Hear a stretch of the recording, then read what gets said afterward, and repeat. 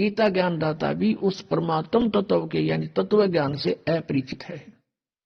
अब उसने कहा साथ में जाके 29 श्लोक में कि जो मुझ पर आश्रित होकर मैं जो कह रहा हूं इस ज्ञान को आधार बनाकर तत्वदर्शी संतों से वो मिल लेता है, तो फिर वो क्या होता है कि वो मम मेरे ज्ञान के आश्रित होकर के, और जो जरा मरण मोक्षाय यतंती थे, जरा माने बुढ़ापा, मरण माने मृत्यु, बुढ़ापे और मृत्यु के दुख से बचने का जो प्रयत्न कर रहे हैं, उसी के लिए साधना करते हैं, संसार की और किसी वस्तु की डिमांड नहीं करते, वे तत्परम विदु और अखिल अध्यात्म, वो पूरे अध्यात्म को जानते हैं और सब कर्मों से परिचित है, पूरे अध्यात्म ज्ञान से परिचित है और वो तत्परम से परिचित है, वही जरा और मरण के लिए प्रयत्न कर रहे, छूटने के लिए अपने आत्मा।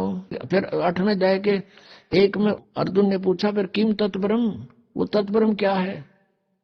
8वें अध्याय के 3 श्लोक में उत्तर दिया वो परम अक्षर ब्रह्म है, जो गीता ज्ञानदाता स्वयं बता रहा है, वही कोई और है।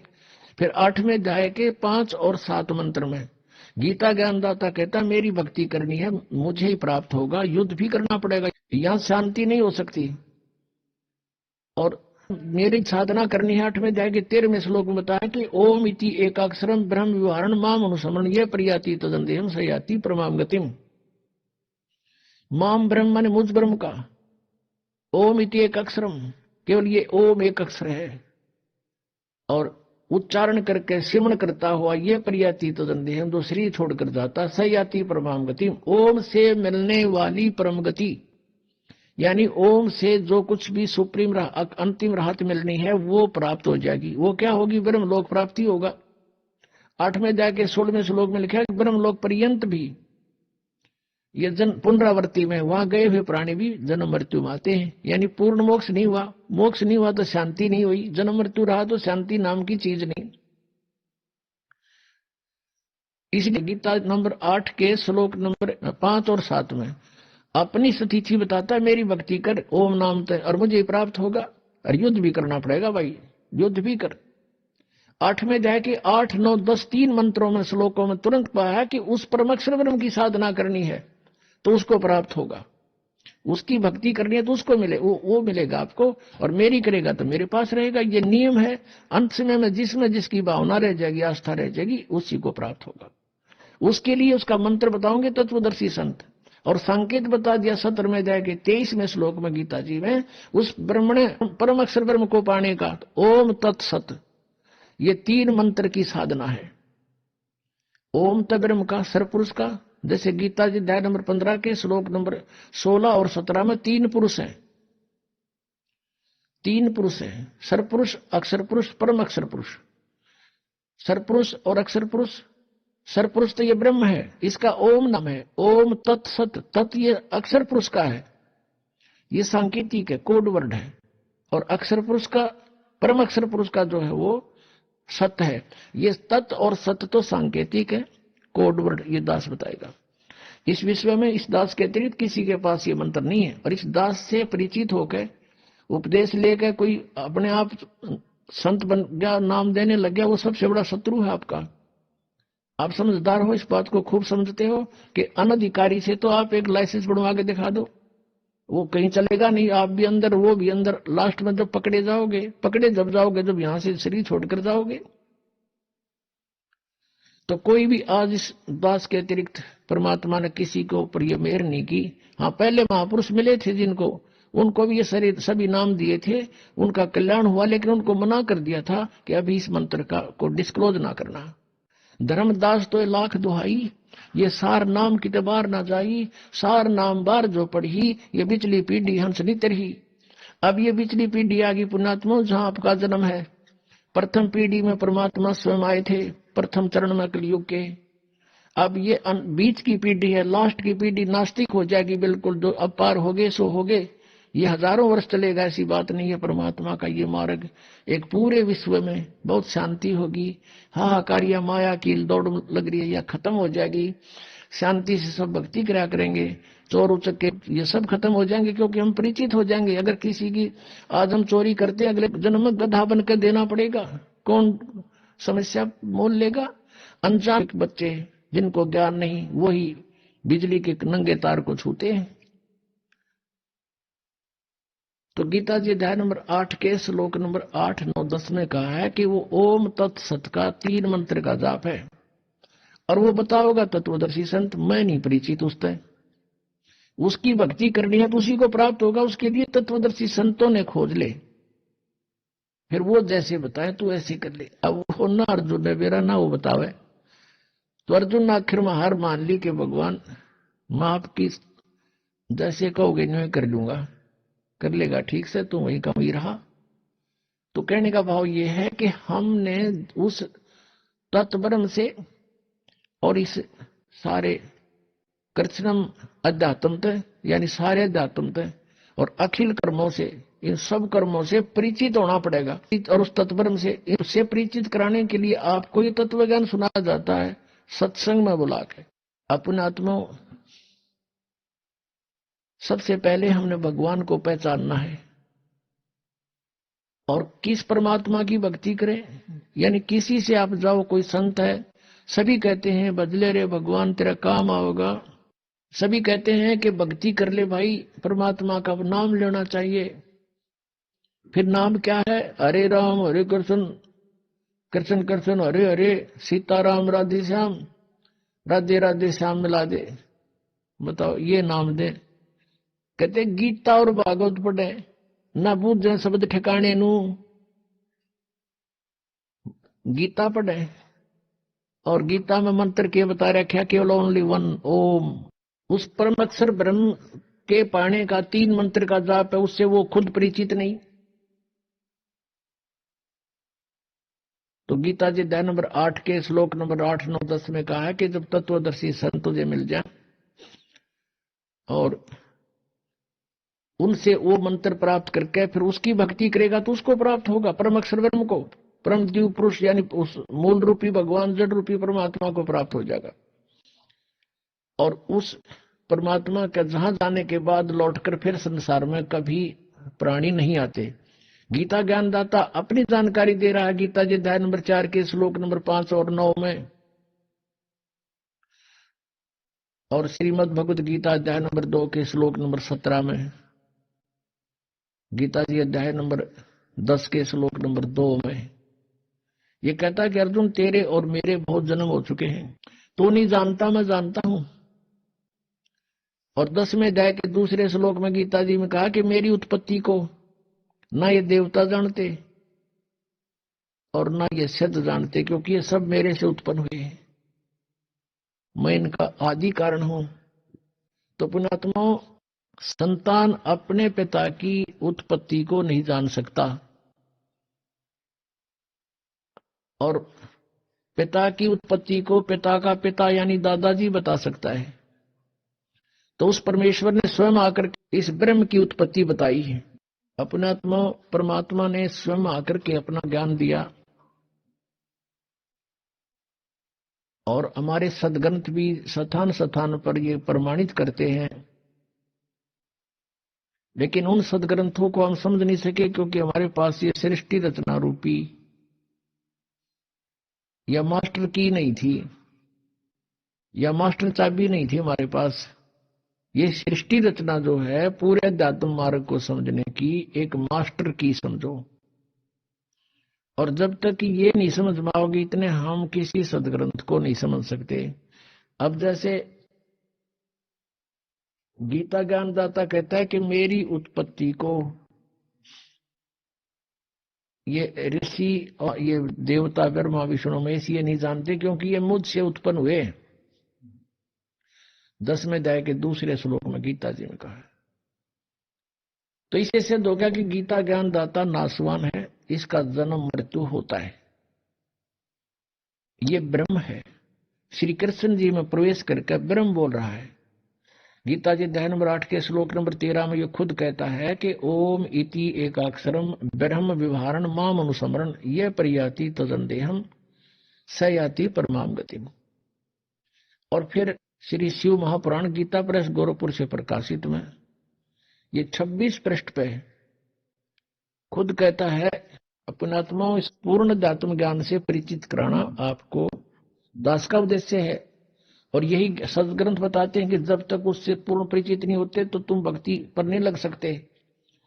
गीता जी अध्याय नंबर 2 के श्लोक नंबर 53 में कहा कि अर्जुन, जिसमें तेरी बुद्धि भिन्न भिन्न प्रकार के भ्रमित करने वाले वचनों से हटकर एक परमात्म तत्व के उस तत्व ज्ञान के ऊपर आश्रित हो जाएगी, यानी दृढ़ हो जाएगा, तब तो तू योग को प्राप्त होगा, तब तो तू भक्ति प्रारंभ करेगा, स्टार्ट होगी तेरी भक्ति। जब दृढ़ भक्त बनेगा तो आपको दृढ़ भक्त बनाने के लिए ये अध्यात्म ज्ञान, जो कृष्णम अध्यात्म यानी संपूर्ण अध्यात्म ज्ञान आपके रूप रहा जा रहा है। अब देखिए थोड़ा सा लिंक इससे संबंधित हो गया। श्री शिव पुराण, गीता प्रेस, गोरखपुर से प्रकाशित, संपादक हनुमान प्रसाद पोदार। इसके 26 पृष्ठ पे दिखाते हैं आपको।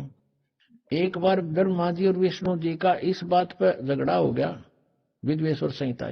वो कहता मैं तेरा बाप, वो कहता मैं तेरा बाप। ये 24 पृष्ठ से शुरू होता। तो इनके युद्ध को समाप्त करने के लिए इस काल ब्रह्म ने, जो एक अपने वास्तविक रूप में प्रकट नहीं होता, इनके बीच में एक स्तंभ खड़ा कर दिया, पिलर, लिंग। इसको बाद में शिवलिंग कहने लग गए। फिर ये युद्ध करके खड़े हो गए।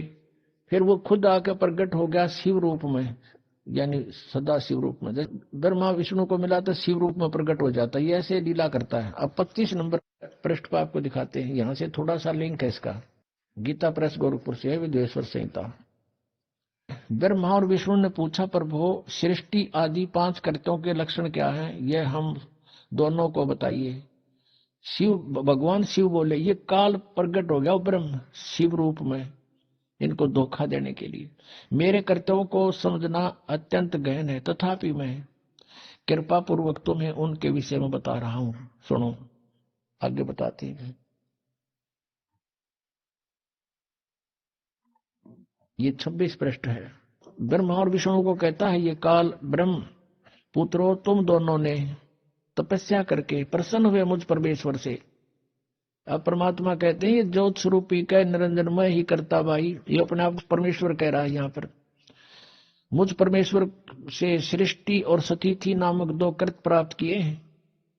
ये दोनों तुम्हें बहुत प्रिय है। इसी प्रकार मेरी विभूति स्वरूप, यानी मेरे जैसी शकल के रुद्र और महेश्वर मैं नहीं है, ने 2 अन्य उत्तम कृत संहार और तिरोभाव मुझसे प्राप्त किए हैं, परंतु अनुग्रह नामक कृत कोई दूसरा नहीं प्राप्त कर सकता। आगे देखो, ऐसे सिद्ध हो गया कि यहाँ ये पुराण का वक्ता जो है, पुराण जो बोलने वाला है, ये ब्रह्मा विष्णु से और रुद्र और महेश से न्यारा है।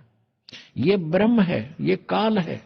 यहां देखिए ये क्या कहता है, इसी पृष्ठ हम 26 पढ़ रहे हैं, संक्षिप्त शिव पुराण, विद्वेश्वर संहिता। ये देखो, मैंने पूर्व काल में अपने स्वरूप भूत मंत्र का उपदेश किया है, जो ओंकार के रूप में प्रसिद्ध है। वह मंगलकारी मंत्र है।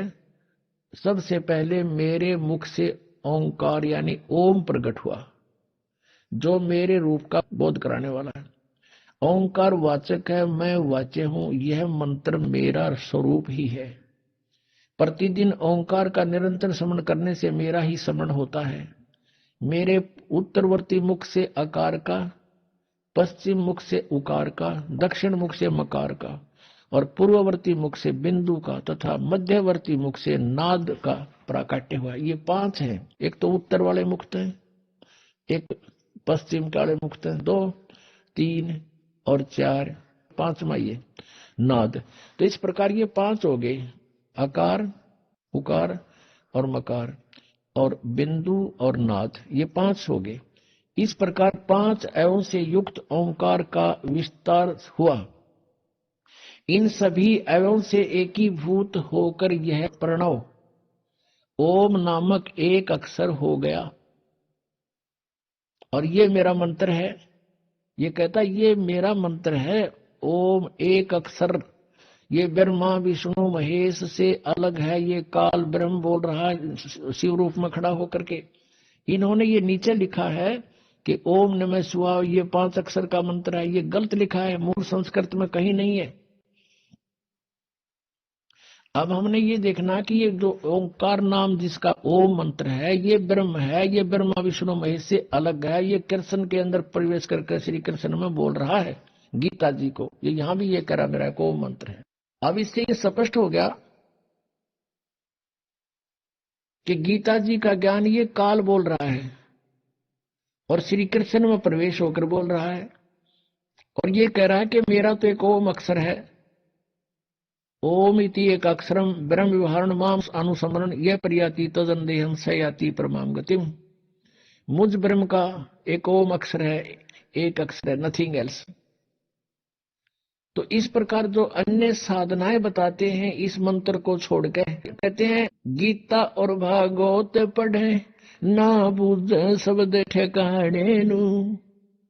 गीता और भागवत पढ़े, गीता में कहीं लिखा हरे कृष्ण कृष्ण कृष्ण हरे राम लिख रखा कहीं? फिर गीता जी को पढ़ किस लिए रहे हो? और लोक वेद को आधार बनाए हुए अपना जीवन व्यर्थ कर रहे हो। हमने अपने पुण्य सदग्रंथों को पुनः संभालना पड़ेगा। गीता जी अध्याय नंबर 16 के श्लोक नंबर 23 और 24 में कति कंसेप्ट क्लियर कर दिया। शास्त्र विधि को त्याग कर जो मनमाना आचरण करते हैं उनको न तो सुख होता है, ना गति होती है, और ना उनको कोई सिद्धि यानी प्राप्त होती, क्योंकि सिद्धि हमें सतलोक लेके जाएगी, हम उसको दुरुपयोग नहीं करना तो उसको कोई सिद्धि नहीं प्राप्त होती है, उनका कार्य जो उद्देश्य लेकर आया है वो सिद्ध नहीं हो पाता। और 24वें श्लोक में कहा, इससे तेरे लिए अर्जुन कर्तव्य और अकर्तव्य की व्यवस्था में शास्त्र ही प्रमाण है, किसी की दंत कथा पर मत विश्वास करना, जो सदग्रंथों में लिखा वही मानना। आज पुण्यात्मा जो हमारे सदग्रंथ बता रहे हैं हमने इस अनुसार साधना करनी पड़ेगी। अब हमारे सदग्रंथ क्या बताते हैं? परमात्मा कहते हैं सबसे पहले हमें कंप्लीट जो संपूर्ण ध्यात्म ज्ञान से परिचित होना पड़ेगा और तत्ब्रह्म से परिचित होना पड़ेगा। वो कौन है, कैसा है और कहां रहता है। ऋग्वेद मंडल नंबर 9 सूक्त नंबर 86 के मंत्र 26-27 में, ऋग्वेद मंडल नंबर 9 सूक्त 82 के मंत्र 1, 2, 3 में, ऋग्वेद मंडल नंबर 9 सूक्त 96 के मंत्र 16 से लेकर 20 तक, और भी अनेक स्थानों पर ऋग्वेद मंडल नंबर 9 सूक्त नंबर 1 और मंत्र नंबर 8, 9 में ये स्पष्ट किया हुआ परमात्मा कैसी लीला करता है। तो हमने सबसे पहले परमात्मा को पहचानना है कि वो परमात्मा कौन है और कैसी लीला करता है। आज से 600 वर्ष पहले परमेश्वर कबीर देव जी, वो परम अक्षर ब्रह्म, जैसा कि वो 3 सतिथि से अपनी लीला करता है, उनमें से जो एक लीला का जो उनका वे है, तरीका है, एक बालक रूप धारण करके प्रकट होते हैं। सन 1398 पूर्णमासी को, पूर्णिमा को परमात्मा सतलोक से चलकर गति करके आए और वहां प्रकट हुए। अपने आत्मा साथ के साथ आपको सदग्रंथों से परिचित कराना अनिवार्य है, दास का एक कर्तव्य बनता है। आपको शिक्षा इसलिए परमात्मा ने दिलाई है कि आप परमात्मा पहचान लो। न इस रोजी रोटी के लिए इस शिक्षा की कति जरूरत नहीं थी। पहले हमारे पूर्वज थे अपना सिंपल वे से कच्ची झोपड़ी डालकर मकानों में गुजारा करते थे। 20-20, 10-10 पीढ़ी ऐसे पार होगी, निकल गए यहाँ से टाइम पास करके। और जब से ये शिक्षा मिली है हमें, इस भौतिक सुख तो गणा दिखा पर दुख टेंशन बिना गिनती की होगी। अब इसको देना अनिवार्य था नहीं, पहले परमात्मा ने ये विष आपके ऊपर नहीं आने दिया।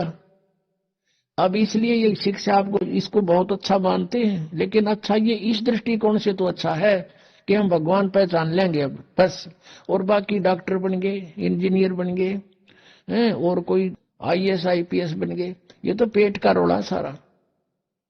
इसके लिए इसकी जरूरत हमने नहीं थी।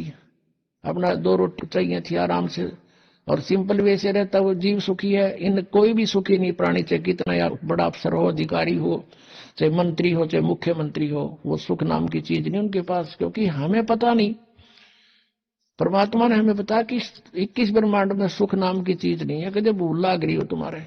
लेकिन ये शिक्षा जो मिली है, इसका उद्देश्य ये है कि हम भगवान पहचान लेंगे, अपना पीछा छुटवा लेंगे और वहां चले जाओगे जहां जरा और मरण नहीं होता, वहां वृद्धावस्था नहीं होती, वहां पर मृत्यु नहीं होती।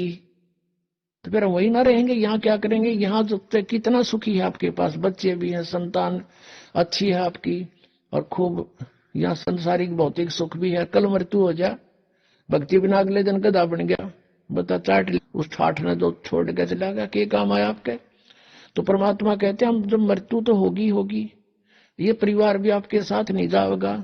ठीक है, इसमें रहते हुए बच्चों को भी इस मार्ग पर लगाओ, इसी सीढ़ी पर चढ़ा दे उनको भी, और आशा करे कि दोबारा यहाँ नहीं आएंगे। हे भगवान, सपने में भी नहीं सोचा फिर जन्म वो मेरा आया, फिर जन्म हो गया, दुर्गति फिर शुरू है। जो ई सफर कर रहे हो आप, ना जाने कब ये पूरा हो जा, कब छोड़ के जाना पड़ जा।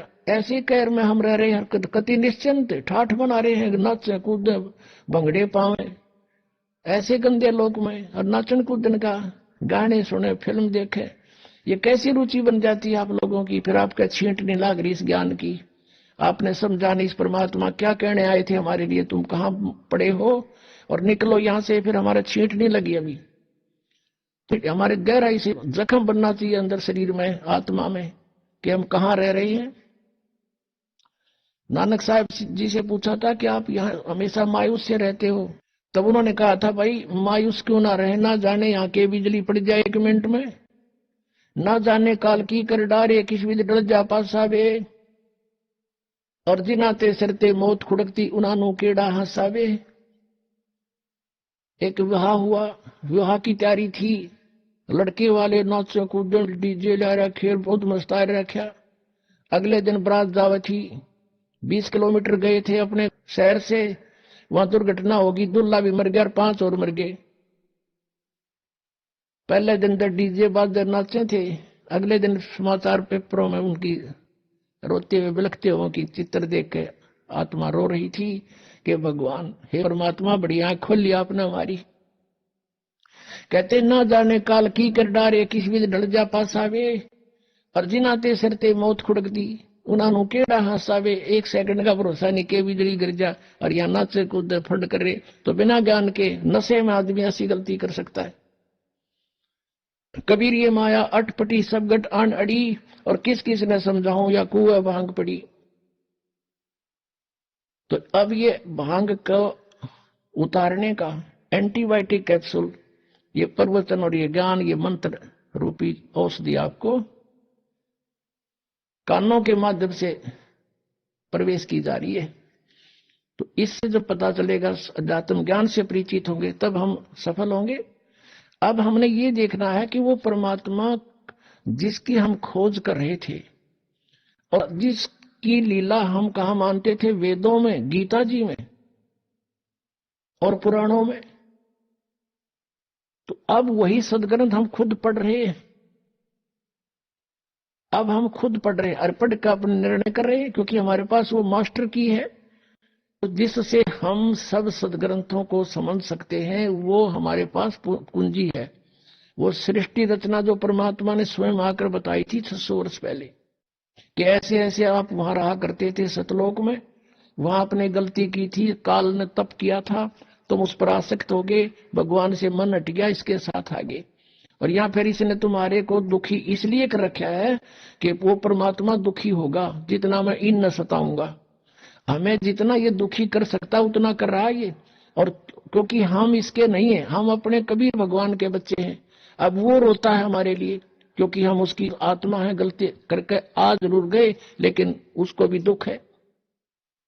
जैसे किसी की बेटी बिगड़ जा, लड़का बिगड़ गया, और नाला लड़के तो ब्याह कर दिया उस लड़की ने, फिर वो उसको तंग कर रहा है माता पिता के ऊपर क्या होकर, फिर वो माता पिता फिर भी रो रहे हैं, मेरी बेटी दुखी हो रही है, वो चैन से नहीं रह सकती। तो वही स्थिति हमारी यहाँ पर है। तो ये इतना दुखी कर रहा है आपको कि हालत कर रखी है आपकी, जीना छोड़ रखा है। और हम फिर भी यही सोचते कि ना ऐसा ही जीवन होगा, ये तो नरक भोग रहे हैं, चाहे यहाँ पर प्रधानमंत्री क्यों ना हो, 36 बीमारी पावेंगी, टेंशन सौ की सौ, घर में कोई और बीमारी पैदा हो रही होगी, ना जाने क्या घटना घट रही।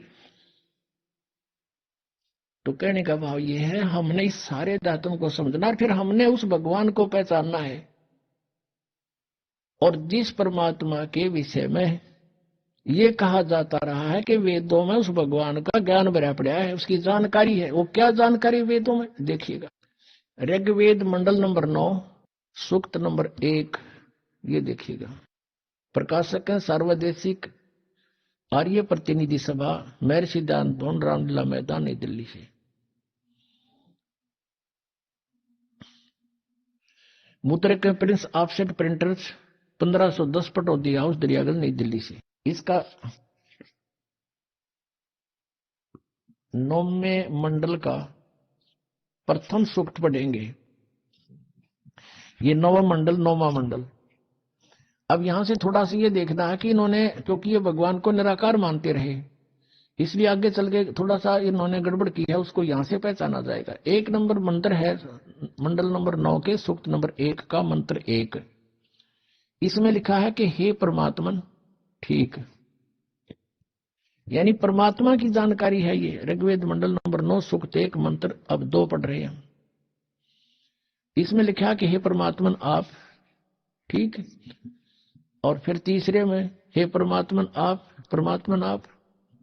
चौथे में हे परमात्मन आप, यानी परमात्मा की महिमा चल रही है। और 5वें में हे परमात्मन आप तुमको।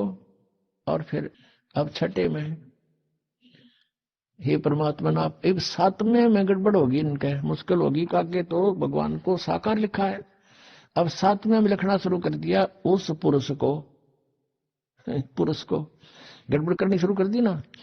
अब 8वें में फिर लिख दिया उस पुरुष को, यहां लिखना था उस परमेश्वर को। अब थोड़ा सा ये कंसेप्ट फिर क्लियर करना पड़ेगा। अब इन वेदों के अनुवाद करता महर्षि दयानंद और उनके अनुयायी हैं। अब महर्षि दयानंद के सिद्धांत को वो फाइनल मान कर चल रहे हैं कि भगवान निराकार है, और जो भी उसने लिखा है, जो भी मीनिंग दिए हैं, उसको वो सत्य मानकर उसके आदेश आधार से चलते हैं। अब देखिएगा, एक पुस्तक है महर्षि दयानंद द्वारा लिखी, ये है ओम, ये महर्षि दयानंद सरस्वती कृत ये पुस्तक है। ऋग्वेद आदि भाष्य भूमिका ये पुस्तक का नाम है। और ये कहां से छपी है? सर्वदेशी कार्य प्रतिनिधि सभा, महर्षि दयानंद भवन, 3/5, आसफ अली रोड, दिल्ली 2, नई दिल्ली 2 से। ये देखिएगा, इसके ये सृष्टि विद्या विषय संक्षिप्त, ये एक विषय है इसका, ऋग्वेद आदि भाषा भूमिका वही चल रही है। इसके पृष्ठ नंबर 125 पे इसने कंसेप्ट क्लियर कर दिया है, देखिएगा नीचे।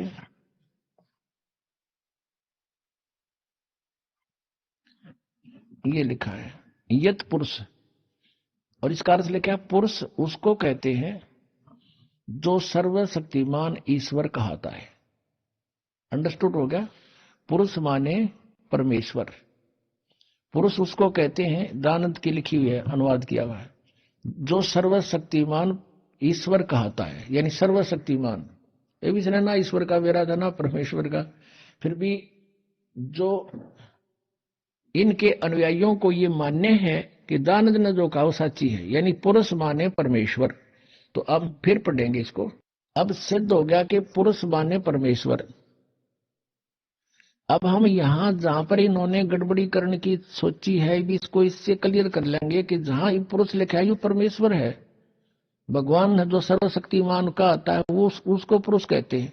तो ये देखिए, अब हम वही आगे हैं, ऋग्वेद मंडल नंबर 9 सूक्त नंबर 1 का और मंत्र नंबर 6 तक तो ये परमात्मा लिखे गए। और 7वां में जब लागी लो बात भगवान की साकार की सह शरीर की, वहां पुरुष लिखना शुरू कर दिया। क्यों सोचे को व्यक्ति के बारे में बात होगी, पुरुष माने उस परमात्मा को। अब देखो 8वें में कमाल कर दिया, उस पुरुष को यानी उस परमेश्वर को उग्र गतियां प्रेरणा करती हैं। ये बताएंगे आपको सृष्टि रचना में कि सब बहुविध जीवन कीन पुकारा, तपशिला पर जल रहे थे, जब हाहाकार मच रहा था, भगवान वहां उनकी उन परिस्थितियों को देखकर वहां आए अपना ज्ञान समझाने के लिए। तो उस परमेश्वर को, पुरुष माने परमेश्वर सिद्ध हो गया, उस परमेश्वर को उग्र गतियां प्रेरणा करती हैं, यानी कुछ ऐसी स्थिति बन जाती है जैसे ही हाहाकार मच रहा, कुछ जीवन नहीं रहा प्राणी का, एक माया जोड़न का उद्देश्य बन गया। तो उस समय में परमात्मा या स्वयं आते हैं या अपना दास कोई भेजते हैं अपनी पावर दे करके। तो उस पुरुष को उग्र गतियां प्रेरणा करती हैं। जब परमात्मा स्वयं आते हैं उस समय का जिक्र है। और भासमान शरीर को यानी तेजोमय शरीर को वह पुरुष यानी वह परमात्मा प्राप्त होता है। पुरुष माने परमात्मा। क्लियर हो गया? अब देखो ऋग्वेद मंडल नंबर 9 सूक्त नंबर 1 का आगे हम पढ़ रहे हैं। और जिसमें 3 प्रकार से दूसरों का वारण माने कल्याण करने वाला मधुमेह शरीर मिलता है। मधुमेह यानी बड़ा प्यारा शरीर मिलता है। वो 3 प्रकार के शरीर से सबका सब व्यवस्था को संभालता है।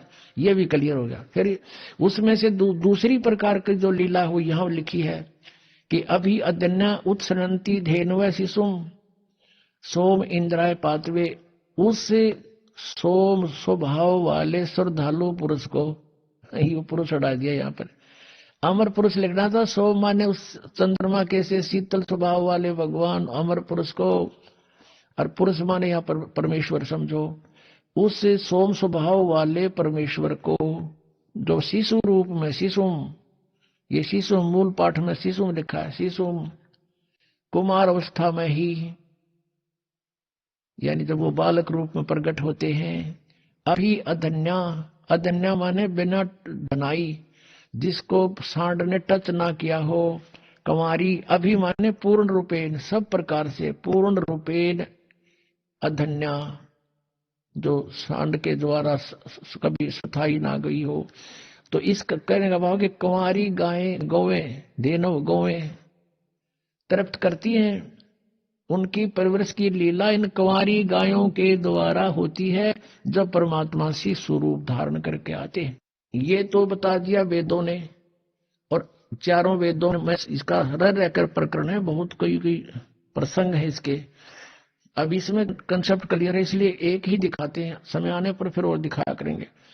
अब वो सूक्ष्म वेद में लिखा है उस परमेश्वर ने जो लीला की थी आज से 600 वर्ष पहले, और उस समय क्या हुआ था ये देखिएगा। ये सूक्ष्म वेद है, इसमें दिखाते हैं आपको कि जब परमात्मा शिशु रूप धारण करके कमल के फूल पर लहर तारा नामक तालाब में प्रकट हुए, वहां पर एक अष्टानंद नाम के ऋषि साक्षी हैं इस बात के कि कोई ऊपर से तेज का गोला आया, और उसने देखा ऊपर वो नहा धोकर सुबह सुबह वक्त से उस तालाब पर एकांत स्थान पर प्राकृतिक शांति के अंदर बैठकर अपना साधना करने की चेष्टा कर रहा था। एकदम आकाश से एक प्रकाश का गोला सा आया, उसने देखा, ध्यान से आंखें बंद होगी। जैसे सूर्य की तरफ हम देखते हैं, देख नहीं सकते, आंखें बंद होती हैं, फिर भी उसमें सूर्य का जो आकार है वो दिखाई देता रहता रहकर ऐसा अंदर हमारे फीड हो जाता है प्रतिबिंब। महर्षि अष्टानंद जी जो रामानंद जी के शिष्य थे, उसने जो उधर देखा वो सहन नहीं कर सका उस तेज को। आंखें बंद हुई तो उसमें क्या देखा है कि नवजात शिशु बालक का रूप दिखाई दे रहा, ऊपर से आ रहा है। दोबारा देखता है, आंखें खोलकर क्या देखा, वो प्रकाश एक कोने में लहर तारा तालाब में उसी में सिमट जाता है। वो उठकर चला जाता, अपने गुरु जी से प्रश्न करता है कि भगवान मैंने ऐसे ऐसे देखा। तो रामानंद जी कहते हैं कि बेटा ये कोई अवतार गण आते हैं ऊपर से, तब ये तारा सा टूटा करता है। कोई ऊपर से अवतार आए हैं और यहाँ किसी कोई देव आया होगा, किसी माँ से गर्भ लेगा और यहाँ अपनी लीला करेगा। तो इनको तो इतना ही पता है कि इनके भगवान माँ से जन्म लेते हैं, और वो स्वयंभू परमात्मा है।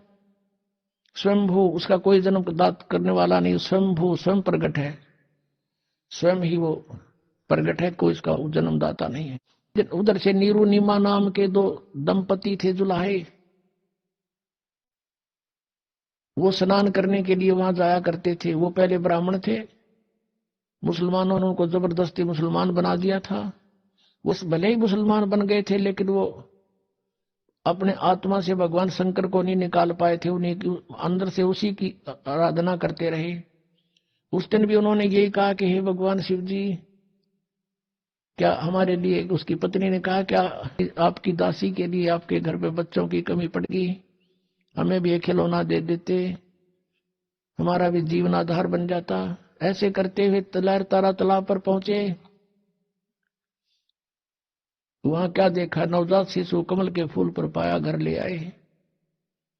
25 दिन के हो गए, ना जल पीवे ना दूध पीवे, और फले फूले ऐसे जैसे किलो दूध पीता हो बच्चा डेली, और स्वस्थ इतने। अब उसकी जो मुंह बोली माता नीमा हुआ बहुत दुखी होगी, बहुत बुरी तरह रोने लगी। हे भगवान शिव जी, आपने या तो सुनना नहीं था या तो ये देना नहीं था, अब दे कर ले रहे हो भगवान। अब मैं नहीं जीऊंगी इस बालक बिना, ना जाने इस बच्चे ने मेरे पर क्या जादू कर दिया, मैं इसके बिना जीवित नहीं रह सकती। 25 दिन हो गए कुछ खाया नहीं, अब ये मरेगा साथ मरूंगी मैं, पक्का इरादा। तब परमात्मा ने प्रेरणा की, शिव भगवान को कर करावा साइया मन में लहर उठा। शिव जी एक साधु रूप बनाकर वहां प्रकट हो गए, क्योंकि वो शिव जी को याद करके रो रही थी। तो पूछा, माई क्या बात है, क्यों रो रही है? सारी कथा बताई, सारी कहानी बताई कि एक दिन हृदय से पुकार की थी, 60 वर्ष की आयु होगी, संतान नहीं थी। एक दिन प्रार्थना की थी अपने शिव भगवान से, उन्होंने हमारी सुनी।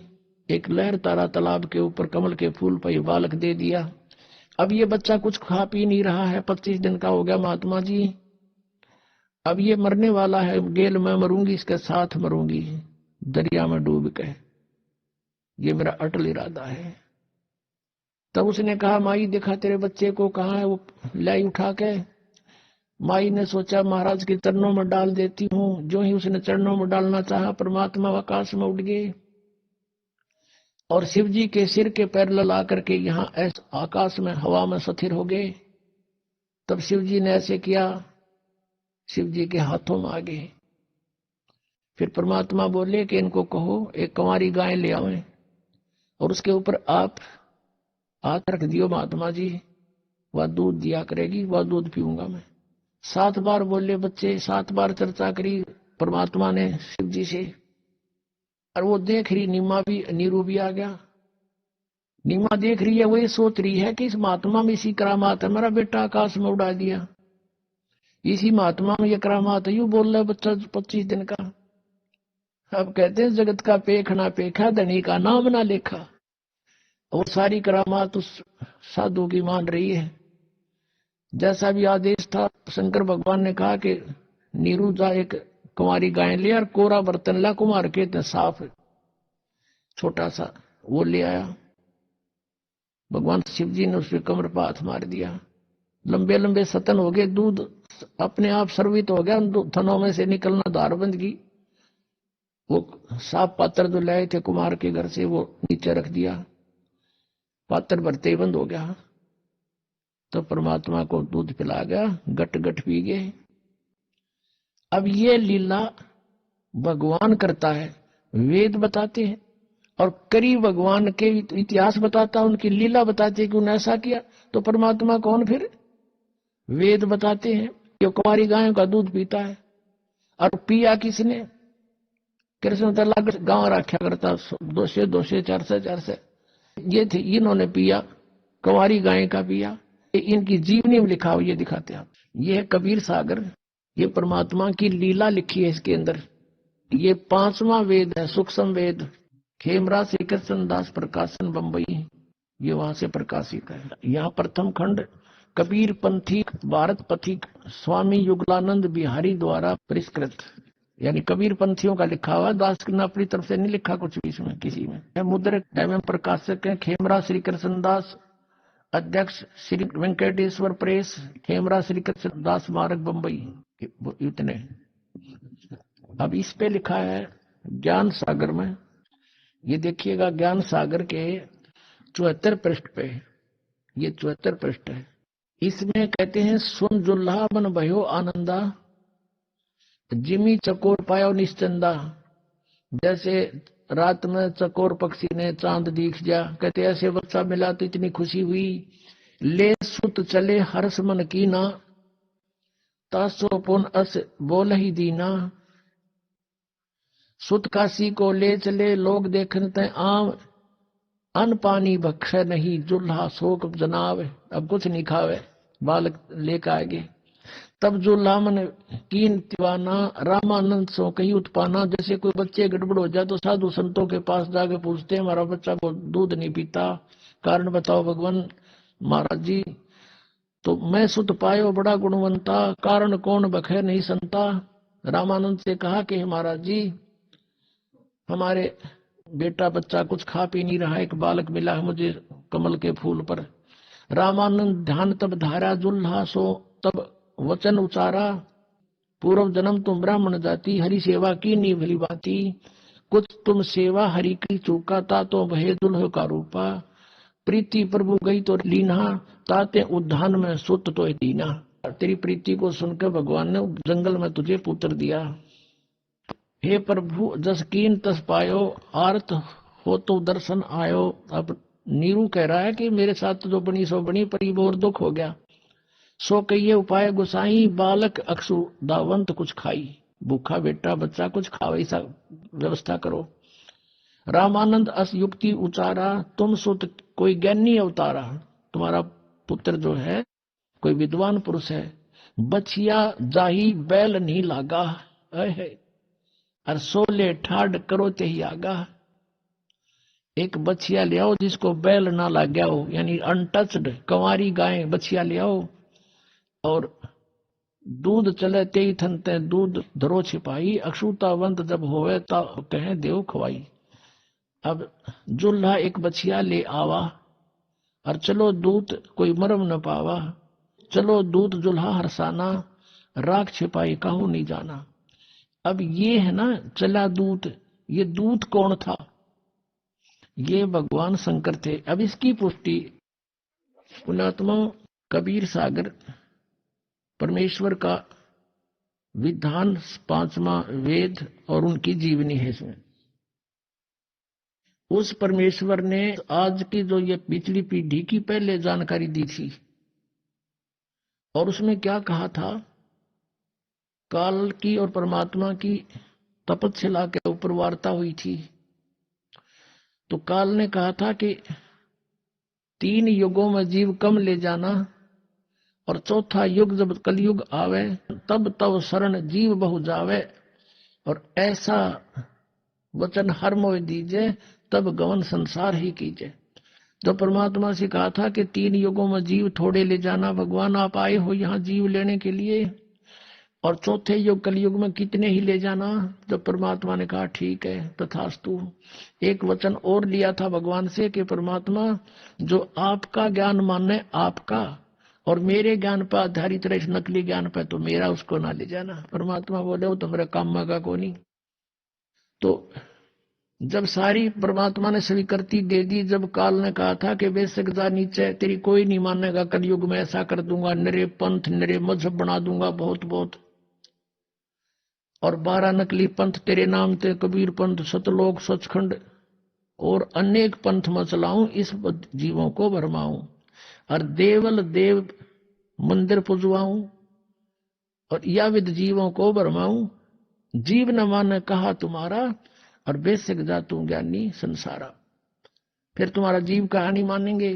अब 12 पंथ चला दूंगा, कबीर कबीर पंथी ये नरेश, ये सारे 12 पंथों में आते नकलियों में, और पंथ अनेक चलाऊं, ये राधा स्वामी पंथ, ये अनेक पंथा में आगे, ये सब काल प्रेरणा काल के चलाए हुए पंथ है। 3 ही की थोड़ी सी यहाँ एक और कंसेप्ट क्लियर करते हैं कि जो इस कबीर सागर में कबीर पंथियों ने अज्ञानतावश कुछ कटिंग कर दी, कुछ मिलावट कर दी, अपने अनुसार थोड़ा बहुत इन्होंने गड़बड़ की है, लेकिन फिर भी ये सच्चाई को छुपा नहीं सके।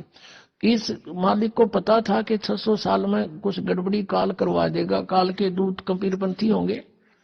फिर उसकी पूर्ति के लिए कहा था उसी समय कि जो 12वां पंथ होगा ना गरीबदास जी वाला, उसमें मेरी उसके द्वारा, क्योंकि पंथ चलेगा परमात्मा का, जैसे पंथ चले थे वो तो चले थे उनके खास पुण्यात्मा थे, लेकिन उसमें आगे फिर काल के दूत घुसते चले गए। तो 12वां पंथ जो गरीबदास जी का होगा, उसमें मेरी महिमा की वाणी फिर से प्रकट होगी। और वो जो मिलावट कर दी गई है, या कोई जिसका जिसी समझ में आई उसने काट कर अपने हिसाब से लिख ली, कुछ एक स्थानों पर, सारी नहीं, तो उसकी पूर्ति उस वाणी से होगी जो गरीबदास जी बोलेगा। और वो ऐसा ही है। पहले ये दिखाते हैं कि 12 पंथ कौन कौन से हैं। अब देखिएगा, ये वही कबीर सागर है। ये देखिएगा कबीर वाणी, एक अध्याय है इसमें कबीर वाणी, और ये 136 पृष्ठ पे है ये।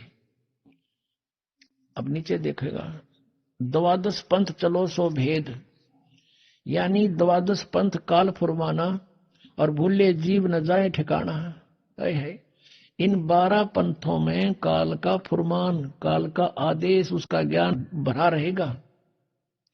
और इन 12 पंथों में जो नाम ले रखा है कबीर पंथों में, ये कभी ठिकाने नहीं जा सकते। ताते आगम कह हम राखा, वंश हमारा चूड़ामणि शाखा। यहां ठीक लिखा कि वंश हमारा चूड़ामणि शाखा। प्रथम जग में जागू बरमावे, और दूसरा सुरत गोपाल, तीसरा मूल निरंजन, चौथा टकसार पंथ, पांचवा बीजक पंथ, और छठा ये सतनामी पंथ, और सातवां ये जीवा पंथ, ये राम कबीर पंथ। इस तरह की 12 पंथ। अब यहां इन्होंने थोड़ी गड़बड़ कर दी। इन्होंने यहां चूड़ामणि लगा दिया, यहाँ चूड़ामणि को वंश से बाहर कर दिया। प्रथम ये लिखना था, ये प्रथम वंश है, ये प्रथम प्रथम वंश चूड़ामणि, और आगे शाखा। अब इसका यहां भेद चलेगा। ये है कबीर चरित्र बोध, और इसके ये 1870 पृष्ठ पे है, 1870 पे। यहां देखिएगा, कबीर साहब के पंथों का वृंतांत। नंबर 1 है नारायण दास का पंथ। यहां इन्होंने ये नारायण दास पंथ गलत लिख दिया, क्योंकि नारायण दास तो कति कबीर से विमुक्त, कबीर जी से विमुक्त था, उसने तो ये स्वीकार ही नहीं किया था। यहां लिखना था प्रथम चूड़ामणि का पंथ, और दूसरा याज्ञोदास, तीसरा सूरत गोपाल, चौथा मूल निरंजन, पांचवा टकसारी पंथ, और छठा भगवान दास का पंथ, सतनामी सातवां, आठवां कमाली पंथ, ये कमाल का पंथ, कमालिये, ये कमालिये लिखना था। राम कबीर पंथ 9वां, परम धाम की वाणी 10वां, और 11वां जीवा पंथ, और 12वां गरीबदास पंथ। ये गरीबदास छुड़ानी वाले, उनका 12वां पंथ है ये।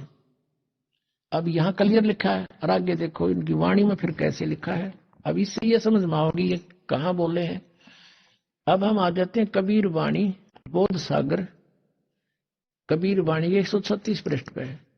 द्वादश पंथ चलो सो भेद। अब द्वादश पंथ काल फुरमाना, भूले जीव न जाए ठिकाना, ये कबीर परमेश्वर की वाणी है। और ताते आगम कह हम व्याख्या, हमने भविष्य की बात बता दी तेरे को धर्मदास। और वंश हमारा, ये प्रथम लिखना था, प्रथम हमारा चूड़ामणि शाखा, ये चूड़ामणि है प्रथम शाखा हमारी। यह उन्होंने वहां प्रथम लिख दिया, इन्होंने जग्गू लिख दिया दूसरा, ये प्रथम ये लिख होना चाहिए था, प्रथम ने जग्गू लिख दिया, जबकि यहां लिखना चाहिए था प्रथम, ये चूड़ामणि को प्रथम लिखना चाहिए था। जब पूरे होंगे 12, फिर भी हम इनकी जो अज्ञानता इन्होंने की है स्पष्ट है। ताते आगम कह हम राख्या, वंश हमारा चूड़ामणि शाखा, ये प्रथम समझो। अब प्रथम जागू, जैसे आपने देखा था यहाँ पर, क्योंकि पैरेलल चलेगा, जब समझ में आओगी, बहुत उलझावा है।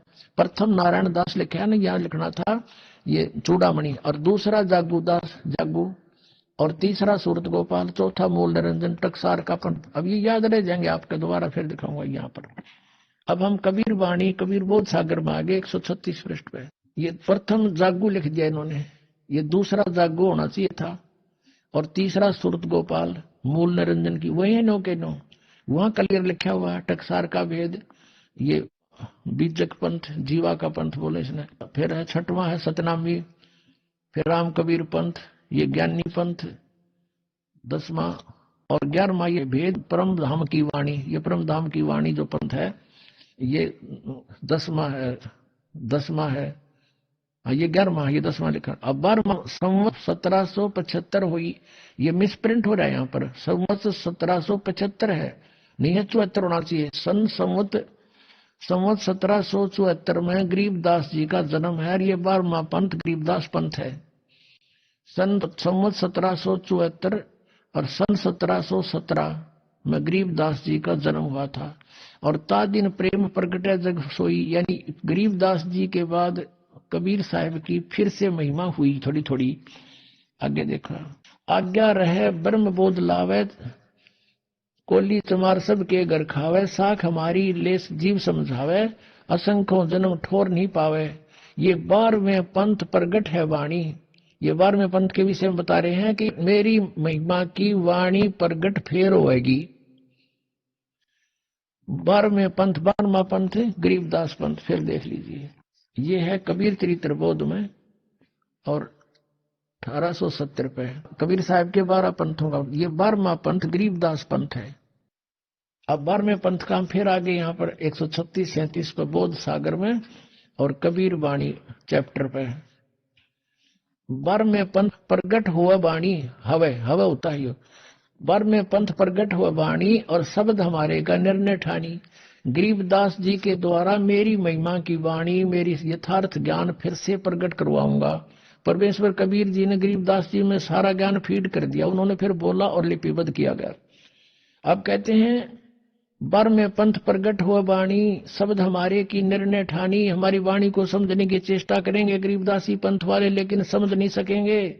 अस्थिर घर का मर्म ना पावे, तो ये 12 पंथ हम ही को ध्यावे। अब गरीबदास पंथ तक भी परमात्मा ने बैन लगा दिया कि ये पार नहीं हो सकते। फिर कहते हैं 12वें पंथ हम ही चल आवे। ओए गरीबदास वाले पंथ में कहते आगे चल के हम ही आवेंगे और सब पंथ मिटा एक ही पंथ चलावे। क्लियर हो गया कि 12वें पंथ में मेरी महिमा की वाणी प्रकट होगी। जो थोड़ी बहुत गड़बड़ कर गए हैं वो फिर सुचारू करवा दूंगा। और 12वें पंथ में हम ही आवेंगे। अब परमात्मा नहीं आए तो इस दास को भेज दिया अपने को।